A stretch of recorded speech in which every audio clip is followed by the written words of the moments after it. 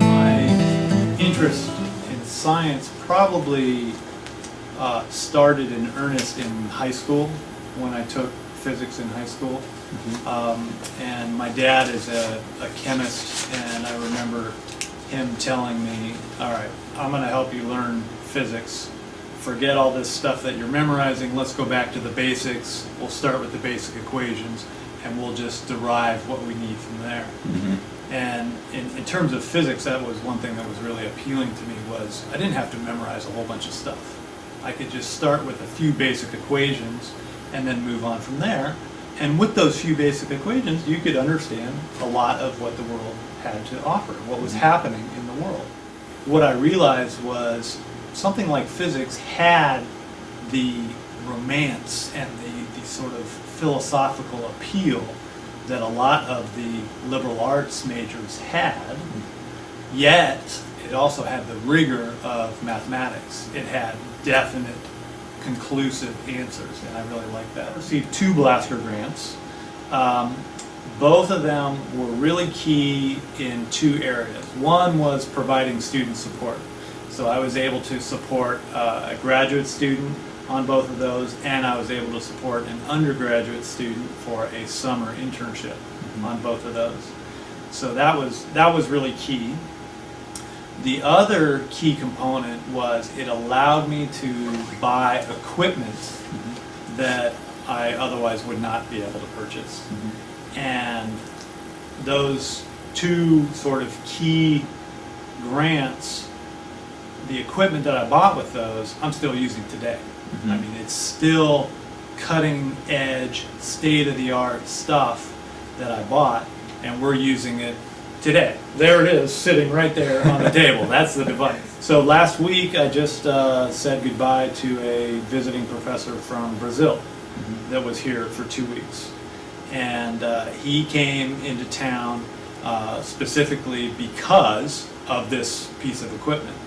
And he's an old friend and a longtime collaborator, but his facilities in Brazil aren't at this level, and so he came here for 2 weeks and did research with me and my graduate student, and we think we probably have enough data in that 2 weeks to support 2 papers.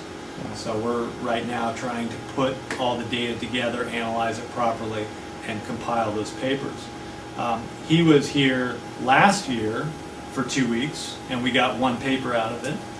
And then last summer, I had a visiting professor from Colorado come out and work with us for 2 weeks. So the laboratory is in a state where it's ready to go, it's attractive to other people, they can come in for 2 weeks, get a lot of research done. My graduate students are motivated to work with these visiting professors because they're highly skilled and highly motivated. And so, you know, we'll work till 1, 2 in the morning sometimes, much to my wife's chagrin. Quite simply, the proposals that we wrote had multiple sort of goals in it. The big overarching goal of one of those was to study material ablation. I think the other one was to study the quantum effects of spatial light modulation in optics. I would say that we didn't achieve either of those objectives, because along the way it became very clear to us that a slightly different path was going to be much more fruitful.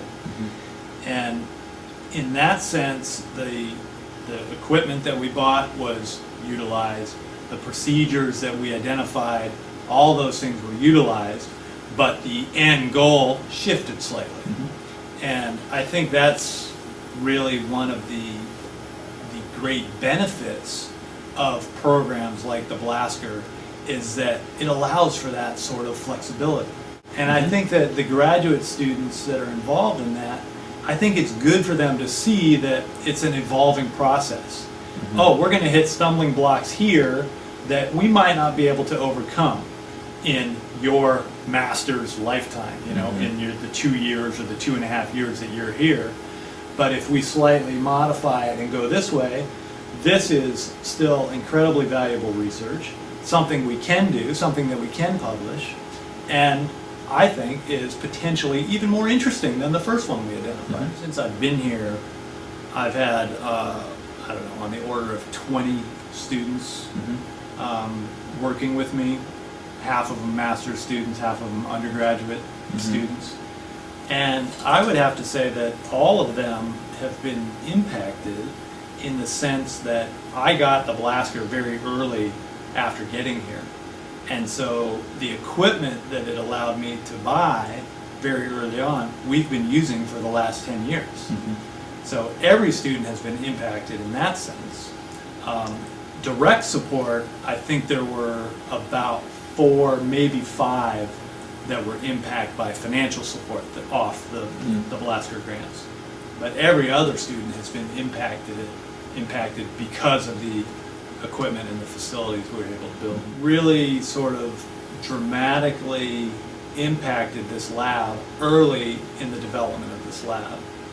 And if we hadn't had those devices, the research that I would have done would have taken a different turn. And I have no doubt that the turn it would take would be much less productive than the one that we ended up taking.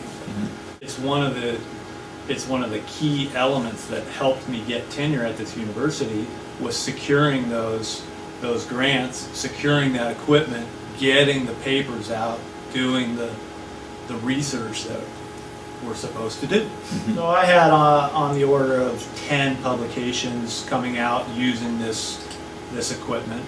I got tenure in 2006, so it was the first one especially was very key to getting tenure, getting a positive review for the tenure decision.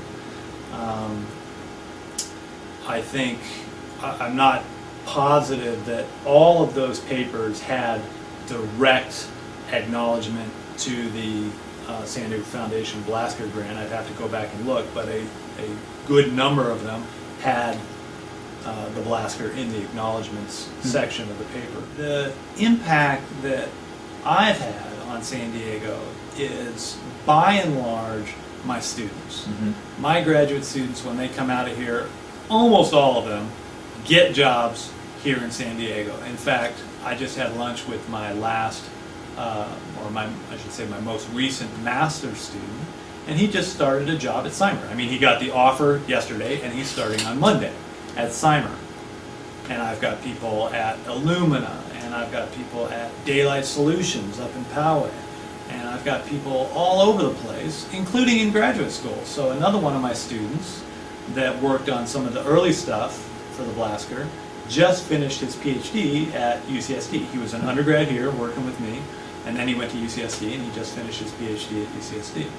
So that's the impact that I've had in San Diego, is I've contributed to the local workforce, the local academic settings here in San Diego, and I think that's a non-negligible impact.